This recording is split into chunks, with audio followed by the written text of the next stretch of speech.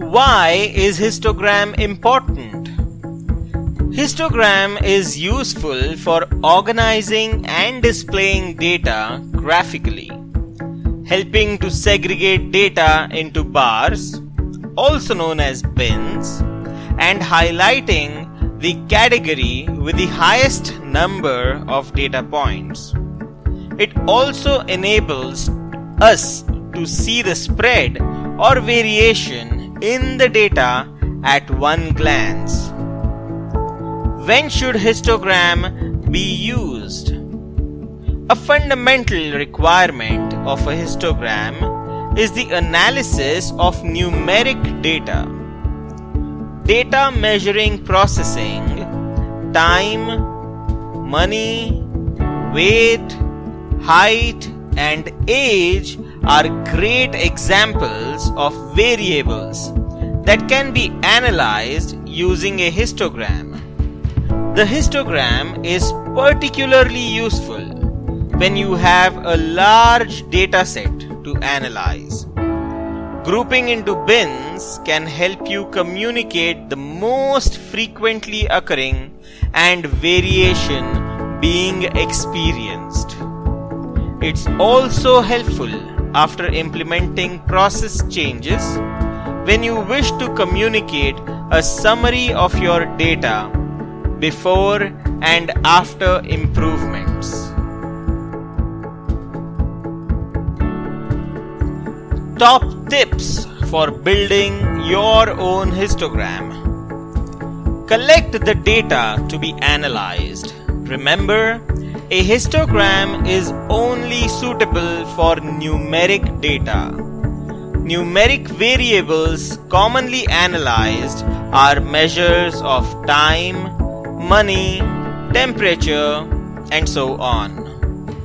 Best practice is to have 30 or more data points for analysis. Divide the data into regular bands or groups within the range of the data set. These are known as bins in Excel. Selecting the appropriate bands or grouping of data is important as it can drastically affect the appearance of your data. The majority of data will be in the highest bar of your histogram.